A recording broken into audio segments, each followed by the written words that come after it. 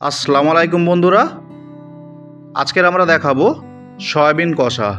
স্বাদে আর গন্ধে মাংসের মতোই সুস্বাদু সয়াবিন কষা রেসিপি। এই রেসিপিতে সয়াবিনের টুকরোগুলি এমনভাবে কষানো হয়েছে যে এটি খেতে একদম মাংসের মতো লাগবে। বাঙালি স্টাইলে সয়াবিন কষা রান্নার এই সহজ ও স্বাস্থ্যকর রেসিপি আপনিও বানিয়ে দেখুন ঘরে বসেই। আশা করছি সবাই খুব পছন্দ করবে। তো এই ভিডিওতে আমরা দেখিয়েছি সয়াবিন কষা রান্নার সঠিক টিপস অ্যান্ড সঠিক মশলার ব্যবহার। তো আমরা আপনাদেরকে দেখাবো আমরা কি কি মশলার উপকরণের মাধ্যমে ও কেমনভাবে এই সয়াবিন কষা রেসিপিটি বানিয়েছিলাম।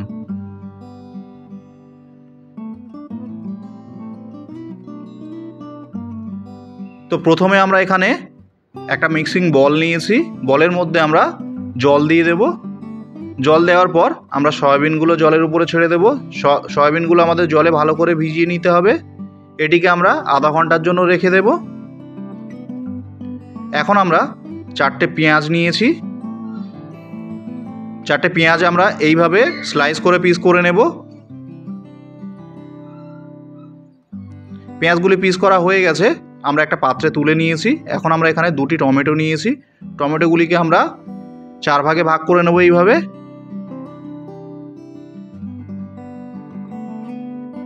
আমরা গ্যাস ওভেনটি জেলে একটি কড়া বসিয়ে দিলাম। কড়াতে আমরা এখানে রিফাইন তেল দিয়ে দিলাম। রিফাইন তেলের উপরে আমাদের কেটে রাখা পেঁয়াজগুলি দিয়ে দিলাম। পেঁয়াজগুলি আমরা একটু ভেজে নেওয়ার পর এখানে আমরা দিয়ে দিলাম আমাদের ছাড়িয়ে রাখা রসুনগুলো ও কেটে রাখা আদাগুলি। দেওয়ার পর এগুলিকে আমাদের একটু ভেজে নিতে হবে। ভেজে নেওয়ার পর আমরা এখানে দিয়ে দিয়েছি আমাদের কেটে রাখা টমেটোগুলি। আমরা এখানে স্বাদ মতো লবণ দিয়ে দিয়েছি। টমেটোটা দেওয়ার পরে ঠিক লবণটা আমরা দেব, তাহলে টমেটোটা পারফেক্ট গলে যাবে। এখন আমরা সয়াবিনগুলোর জল ঝারিয়ে আরেকটা মিক্সিং বলের মধ্যে আমরা তুলে নেব। সয়াবিনের জলগুলো আমাদের ভালোভাবে ঝারিয়ে নিতে হবে। এইভাবে আমরা ঝারিয়ে নিয়ে মিক্সিং বলের মধ্যে তুলে নেব।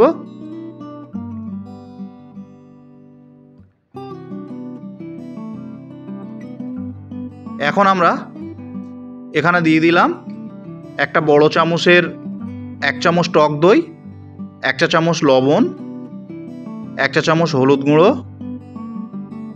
1 চা চামচ কাশ্মীরি লাল লঙ্কার গুঁড়ো,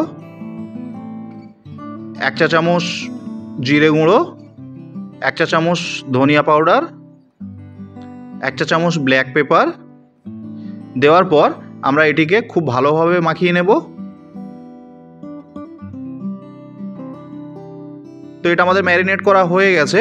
এটিকে আমরা সাইডে রেখে দেব 10 থেকে 15 মিনিটের জন্য। এদিকে আমাদের পেঁয়াজ, টমেটো ও আদা রসুনটা পারফেক্টলি কষে গেছে।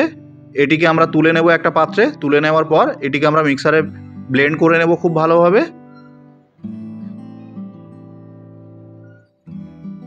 তো ব্লেন্ড করে নেওয়া হয়ে গেছে। এর মধ্যে আমরা দিয়ে দেব কয়েকটা অ্যালমন্ড।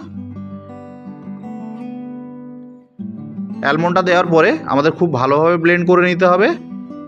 তো এখন আমরা একই কড়ার মধ্যে আমরা হাফ কাপ সরিষার তেল দিয়ে দিলাম। দেওয়ার পর আমরা 2টি এলাচ ও একটি তেজপাতা দিয়ে দিয়েছি। দেওয়ার পর আমরা তেলটা একটু গরম হলে আমরা এখানে ম্যারিনেট করা সয়াবিনগুলি দিয়ে দেবো।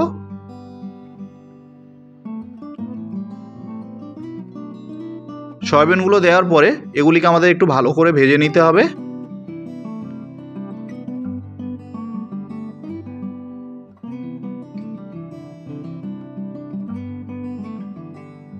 তো সয়াবিনগুলো আমাদের ভাজা হয়ে গেছে। এখানে আমাদের ব্লেন্ড করে রাখা যে আমরা মশলার উপকরণটা রেডি করে রেখেছিলাম সেটি দিয়ে দিলাম। দেওয়ার পর আমাদের খুব ভালোভাবে এটিকে মাখিয়ে দিতে হবে সয়াবিনের গায়ের সঙ্গে।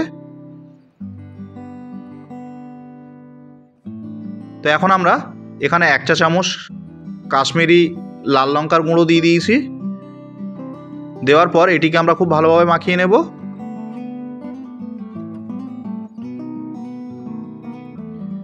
মাখিয়ে নেওয়ার পর আমরা এখানে পরিমাণ মতো জল দিয়ে দেব। যেহেতু আমরা এটি কষা করব, যার কারণে আমরা জলটা কম ব্যবহার করেছি। এবার এটিকে আমাদের ভালোভাবে ফুটিয়ে নিতে হবে।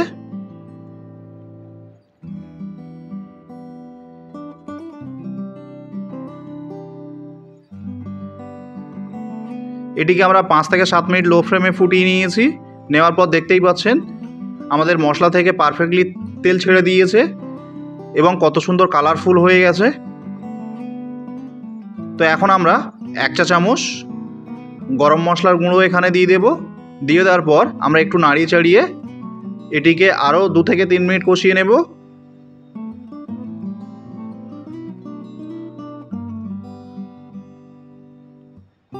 তো আমাদের সয়াবিন কষা রেসিপি এখন রেডি হয়ে গেছে।